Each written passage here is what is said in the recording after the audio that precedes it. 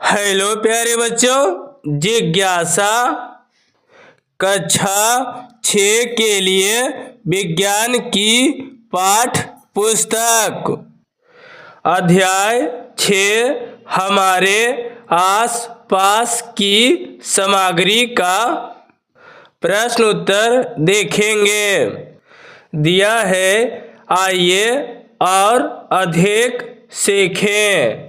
प्रश्न संख्या 1 है, अपने रसोई घर में जाएं और देखें कि आपके माता पिता ने विभिन्न यानी कि अलग अलग खाद्य सामग्रियों को किस प्रकार व्यवस्थित किया हुआ है। क्या आप छंटनी के लिए किसी बेहतर विधि का सुझाव दे सकते हैं? अपनी नोटबुक में लिखिए, यानी अपने कॉपी में लिखिए। तो इस प्रश्न का उत्तर हमने अपने कॉपी में लिखा है। दिया है, आइए और अधिक सीखें।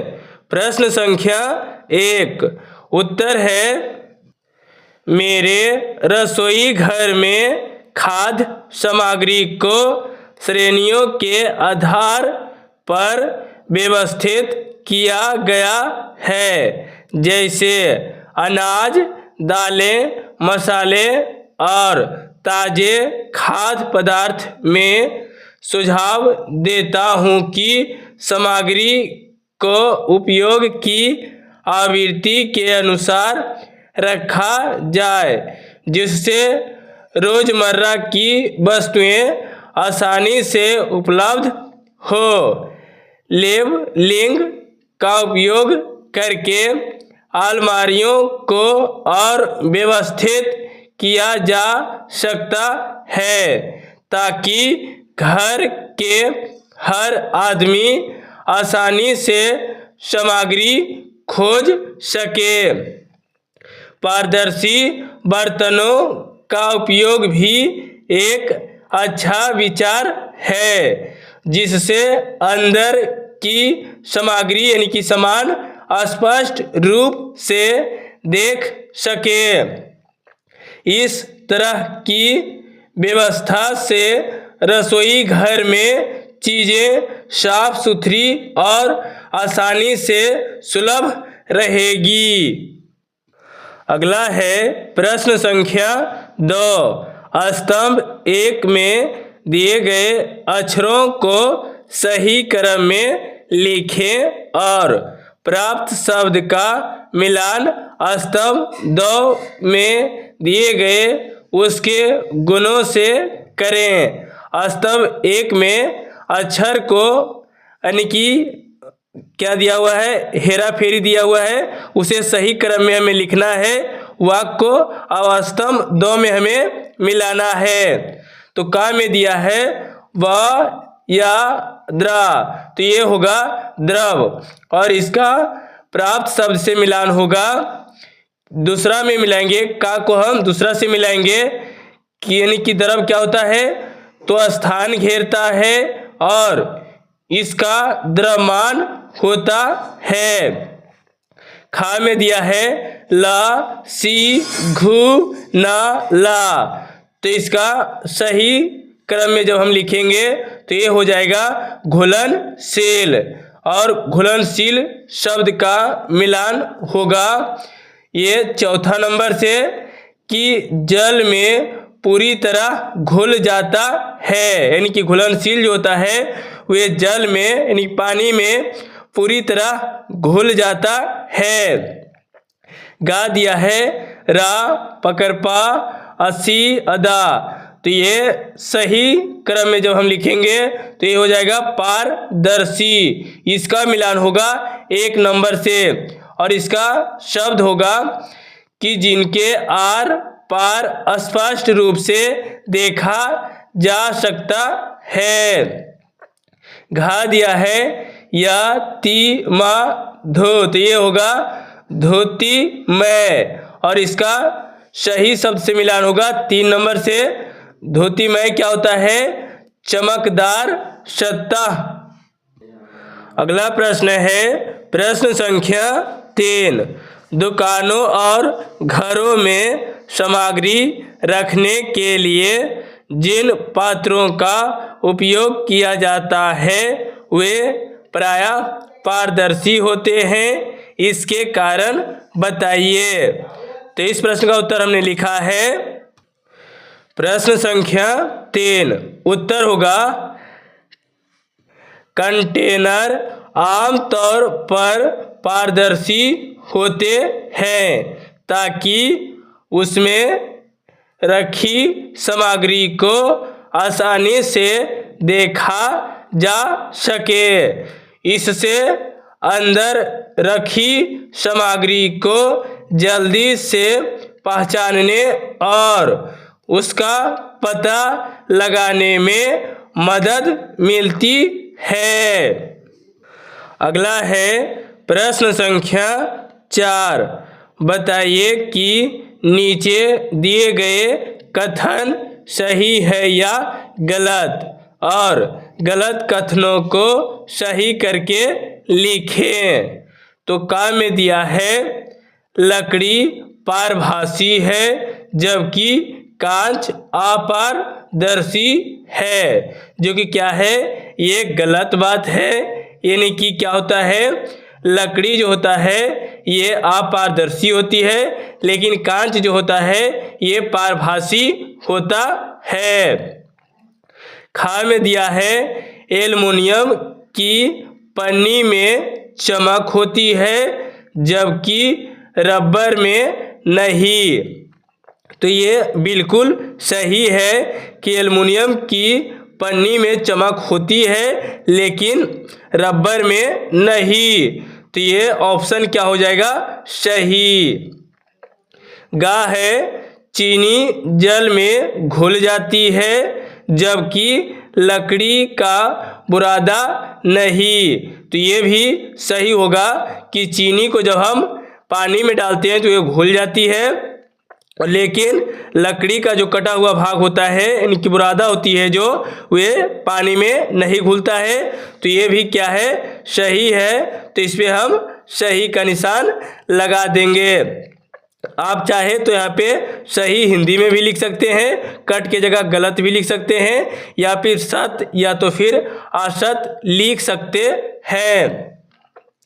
घा में दिया है सेब एक द्रव है क्योंकि यह कोई स्थान नहीं घेरता और इसमें द्रव्यमान है। ये गलत बात है। सेब एक द्रव है लेकिन ये स्थान घेरता है और इसका द्रव्यमान भी होती है। तो ये क्या हो जाएगा, गलत है। तो इस पे हम कट का निशान लगा देंगे। अगला प्रश्न है प्रश्न संख्या 5।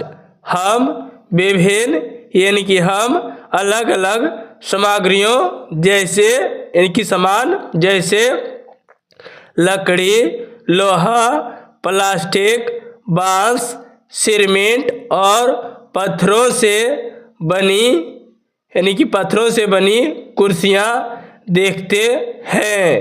कुर्सी बनाने के लिए सामग्री के कुछ वांछनीय गुण निम्नलिखित है। कौन सी सामग्रियां इन गुणों को पूरा करती है? तो ये जो वस्तुओं के नाम दिया गया है इन्हीं में से प्रश्न का में पूछता है कठोरता, लंबे समय तक उपयोग के बाद भी बैठने पर मुड़ती या हिलती नहीं है। तो इनमें से कौन सा है जो बैठने पर लंबे समय तक भी बैठने पर मुड़ता या हिलता नहीं है? तो का, खा, गा, घा, यानी ये चारों प्रश्न का उत्तर हमें इन्हीं सब यानी कि ये जितनी सामान दिया गया है इन्हीं में से उत्तर को हमें लिखना होगा कि कौन कठोर है, कौन हल्का है, कौन ठंडी है, कौन मुलायम है। यानी जो प्रश्न पूछेगा उसके आधार पे हमें उत्तर देना है। प्रश्न संख्या 5 का प्रश्न है कठोरता लंबे समय तक उपयोग के बाद भी बैठने पर मुड़ती या हिलती नहीं है। तो इसका उत्तर होगा लोहा, सीमेंट और पत्थर। इसकी बनी हुई कुर्सी हिलती या मुड़ती नहीं है। प्रश्न खा, हल्का भार एक स्थान से दूसरे स्थान तक ले जाने और उठाने में आसान होता है। तो ये इसमें से कौन सा कुर्सियाँ? तो इसका उत्तर होगा प्लास्टिक और बांस। प्लास्टिक और बांस का जो बना हुआ कुर्सी होगा वे एक स्थान से दूसरे स्थान तक हम आसानी से ले जा सकते हैं। अगला प्रश्न है गा, सर्दियों में बैठने पर अधिक ठंडी महसूस नहीं होती। तो इसमें कौन सी कुर्सियां पर बैठेंगे तो ठंडा में यानी कि अधिक ठंडी महसूस नहीं होगी? तो लकड़ी और बांस। घा प्रश्न है, इसे नियमित रूप से साफ किया जा सकता है और लंबे समय तक उपयोग के बाद भी नई जैसी दिखती है। तो इसका उत्तर होगा प्लास्टिक, लोहा, सीमेंट और पत्थर। अगला प्रश्न है प्रश्न संख्या 6, आपको का में दिया है खाद्य अवशिष्ट, खा टूटा हुआ कांच और गा में दिया है रद्दी कागज को एकत्रित यानी कि एक जगह यानी कि जमा करने के लिए पात्र की आवश्यकता होगी। इन सभी प्रकार के अवशिष्टों के पात्रों के लिए आप कौन सी सामग्री का चयन करेंगे? आपको सामग्रियों के किन गुणों के बारे में विचार करना चाहिए? तो ये 3 प्रश्न पूछा जा रहा है। एक खाद्य अवशिष्ट, खा में टूटा हुआ कांच और गा में रद्दी कागज के बारे में। तो इसके आधार पे उत्तर हम लिखेंगे। प्रश्न संख्या 6, उत्तर यानी कि का में खाद्य अवशिष्ट के लिए ऐसे प्लास्टिक कंटेनर का उपयोग करेंगे जो रिसाव रोधी हो और भोजन के प्रति गैर प्रतिक्रियाशील हो। दूसरा यानी कि खा का उत्तर टूटे हुए कांच के लिए काटने से बचाने और सुरक्षा सुनिश्चित कराने यानी कि करने के लिए कठोर प्लास्टिक या धातु के कंटेनर चुनेंगे। 3 यानी कि गा, बेकार कागज के लिए हल्के और टिकाऊ कंटेनर चुनेंगे जो नमी से बचाए और आसानी से संग्रह किया जा सके। अगला प्रश्न है प्रश्न संख्या 7, हमारे चारों ओर वायु यानी कि हवा है, लेकिन यह हमें एक दूसरे को देखने से नहीं रोकती। यही यानी कि वही यदि बीच में लकड़ी का दरवाज़ा आ जाए तो एक दूसरे यानी कि हम एक दूसरे को नहीं देख पाते। ऐसा इसलिए है क्योंकि वायु है तो क्या है? वायु पारदर्शी है और लकड़ी का दरवाज़ा है तो लकड़ी का दरवाज़ा अपारदर्शी है। सबसे उपयुक्त विकल्प चुने का, खा, गा, घा। तो इसमें कौन सा उत्तर होगा? तो पहला होगा पारदर्शी और दूसरा होगा अपारदर्शी। तो का ऑप्शन में दिया है पारदर्शी और अपारदर्शी। तो ये वाला विकल्प सही होगा यानी कि का विकल्प सही होगा। अगला है प्रश्न संख्या 8, कल्पना कीजिए कि आपके पास 2 अज्ञात सामग्रियां हैं, का और खा। जब आप सामग्री का को दबाने का प्रयास करते हैं तो यह कठोर महसूस होती है और आसानी से अपना आकार नहीं बदलती है। दूसरी ओर जब आप सामग्री खा को दबाते हैं तो यह आसानी से अपना आकार बदल लेती है। अब जब आप दोनों सामग्रियों को जल में मिलाते हैं तो केवल सामग्री का पूरी तरह से घुल जाती है, जबकि सामग्री खा अपरिवर्तित रहती है। सामग्री का और खा क्या हो सकती है? क्या आप पहचान सकते हैं कि सामग्री का कठोर है या नरम? सामग्री खा क्या हो सकती है? अपने तर्क की व्याख्या करें। तो ये हम अपने अनुभव के अनुसार से, अपने तर्क के अनुसार इस प्रश्न का उत्तर लिखेंगे।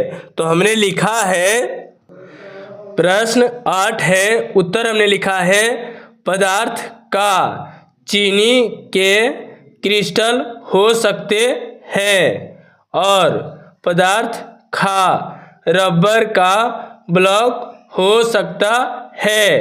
पदार्थ का कठोर है क्योंकि यह आसानी से खराब नहीं होता है, पानी में घुल जाता है।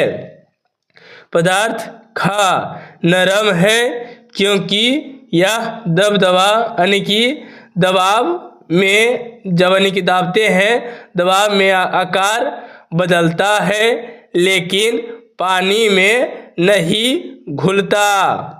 तो इसके अलावा आप दूसरा पदार्थ भी ले सकते हैं। अगला है प्रश्न संख्या 9, का में दिया है मैं कौन हूँ, दिए गए गुणों के आधार पर मुझे पहचाने। तो 1 में दिया है मैं चमकदार हूँ, 2 में दिया है मुझे आसानी से संपीड़ित किया जा सकता है, तीसरा मैं कठोर और जल में घुलनशील हूँ, चौथा है आप मेरे आर पार स्पष्ट रूप से नहीं देख सकते, पांचवा है मुझमें द्रव्यमान और आयतन है लेकिन आप मुझे नहीं देख सकते। तो इसके आधार पे हमें पहेली जो दिया है इसके आधार पे हमें उत्तर देना है। तो उत्तर हमने लिखा है, प्रश्न 9 का मैंने दिया है मैं कौन हूँ, दिए गए गुणों के आधार पे मुझे पहचानो। तो 1 में दिया है मैं चमकदार हूँ, तो इसका उत्तर हम लिखेंगे नमक की क्रिस्टल सतह चमकदार होती है, या फिर हम लिख सकते हैं एल्युमिनियम की पन्ना परत चमकदार होती है, या स्टील का, आप जो चाहे लिख सकते हैं। दूसरा है मुझे आसानी से संपीड़ित किया जा सकता है, तो इसका उत्तर हम लिखेंगे नमक के क्रिस्टल ठोस होते हैं लेकिन उन्हें पीसकर पाउडर में बदल सकते हैं।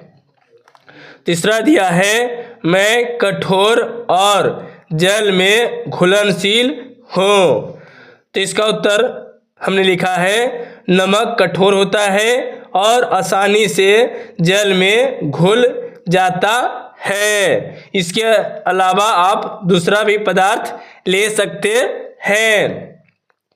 चौथा दिया है आप मेरे आर पार स्पष्ट रूप से नहीं देख सकते, तो इसका उत्तर हमने लिखा है, तो उत्तर हमने लिखा है कांच का दरवाजा को हम आर पार स्पष्ट रूप से नहीं देख सकते हैं, यानी कि ये पारभासी होगा। पांचवा मुझमें द्रव्यमान और आयतन है लेकिन आप मुझे नहीं देख सकते, तो इसका उत्तर हमने लिखा है जब नमक जल में यानी कि जब नमक जल में घुल जाता है तो वह अदृश्य हो जाता है, यानी कि हम नहीं देख सकते हैं उसको, लेकिन उसका द्रव्यमान आयतन रहता है। लेकिन उसका जो नमक का है उसका द्रव्यमान और आयतन रहता है घुल जाने के बाद भी। अगला है प्रश्न संख्या ख। आप स्वयं एक मैं कौन हूँ पहेली बनाएं। यानी जिस प्रकार ये पहेली दिया है उसी प्रकार अब आप स्वयं मान के पहेली को बनाएं कि मैं चमकदार हूँ, कठोर हूँ लेकिन घुल नहीं सकता, मैं चमकदार नहीं हूँ लेकिन घुल जाता हूँ, मैं स्पष्ट रूप से देख सकता हूँ लेकिन आप हमें अपारदर्शी कह सकते हैं। यानी कि आपको जो अच्छा लगता है उस प्रकार आप पहेली बना सकते हैं। प्रश्न खा का हमने पहेली बनाकर दिखाया यानी कि लिखा है। तो प्रश्न खा है आप स्वयं एक मैं कौन हूँ पहेली बनाएं। तो एक में हमने बनाया है मैं ठोस हूँ लेकिन आग में पिघलकर तरल बन सकता हूँ। तो इसका उत्तर हो सकता है प्लास्टिक जैसे ठोस होता है लेकिन वह जल में पिघल जाती है। दूसरा, मेरी सतह पर प्रकाश पड़ने से मैं चमक उठता हूँ। तीसरा, आप मुझे आकार दे सकते हैं और अलग अलग रूपों में ढाल सकते हैं। चौथा, मैं विद्युत का सुचालक हूँ। पाँचवा, मैं भारी हूँ लेकिन किसी चीज़ को थामने के लिए मजबूत हूँ। यानी कि प्रश्न खा के इसके अलावा भी आप अलग अलग शब्द के रूप में पहेली बना सकते हैं या फिर आप ये भी लिख सकते हैं। अगला है प्रश्न संख्या 10। आपको अग्रलिखित सामग्रियाँ प्रदान की गई है। सिरका, शहद, सरसों का तेल, जल, ग्लूकोज, गेहूं का आटा।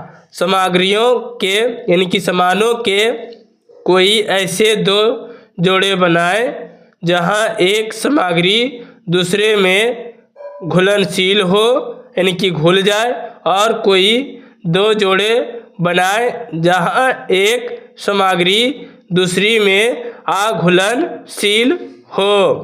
तो इस प्रश्न का उत्तर हमने लिखा है प्रश्न संख्या 10। उत्तर हमने लिखा है घुलनशील जोड़े यानी कि जो जल में घुल जाए। तो ग्लूकोज प्लस जल यानी कि ग्लूकोज जल में आसानी से घुल जाता है।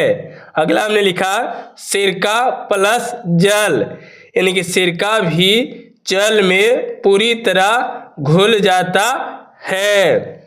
अगला हमने लिखा है अघुलनशील जोड़े। तो सरसों का तेल यानी कि सरसों का तेल जल में अघुलनशील है और यह दोनों अलग अलग परतों में रहता है।